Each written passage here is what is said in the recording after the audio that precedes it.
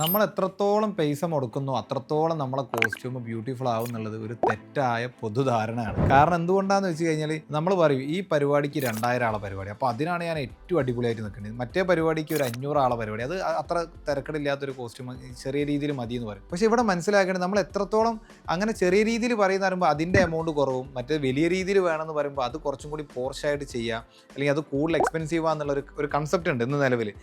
But അത് ശരിക്കും തെറ്റായിട്ടുള്ളൊരു കാര്യമാണ്.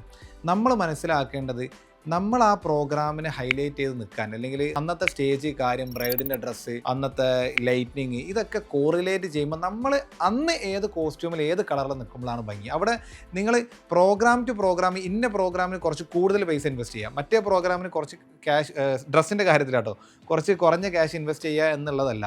ഡ്രസ്സിൻ്റെ കാര്യത്തിൽ വരുമ്പോൾ നമ്മൾ ഏറ്റവും അടിപൊളിയായിട്ട് ഏത് കോസ്റ്റ്യൂമിലാണ് കാണപ്പെടുക, സോ അത് ഡിമാൻഡ് ചെയ്യുന്ന പണം, അത് എക്സ്പെൻസീവ് ആയിക്കോട്ടെ, ഇനി എക്സ്പെൻസ് കുറഞ്ഞതായിക്കോട്ടെ, ആ രീതിയിൽ വേണം നിങ്ങൾ ഫണ്ട് ഇറക്കാനായിട്ട്. അല്ലാതെ ഈ 2000 ആളെ പരിപാടിയാണ്, അത് കുറച്ചും കൂടി പോർഷാവണം, കുറേ ഹാൻഡ് വർക്ക് കയറ്റണം, അത് ഇന്ന രീതിയിലാവണം, നമ്മളെല്ലാം കൂടി കുത്തിക്കയറ്റി ചെയ്യുമ്പോൾ അവസാനം ഏറ്റവും മോശമാവുക ആ ചിലപ്പോൾ 50,000 1,00,000 മുടക്കിയ കോസ്റ്റ്യൂം ആയിരിക്കും. ഏറ്റവും ദി ബെസ്റ്റ് ആവുക ചിലപ്പോൾ നിങ്ങൾ ഒരു 15,000 20,000 മുടക്കിയ കോസ്റ്റ്യൂം ആയിരിക്കും. സോ നല്ലോണം തിങ്ക് ചെയ്യുക, നിങ്ങൾ കോസ്റ്റ്യൂം സെറ്റ് ചെയ്യുന്ന സമയത്ത് എവിടെയെങ്കിലും പോയി പെടാതിരിക്കുക, നല്ല ബ്രില്യൻ്റ് ആയിട്ട് കോസ്റ്റ്യൂം ചൂസ് ചെയ്യാൻ പഠിക്കുക.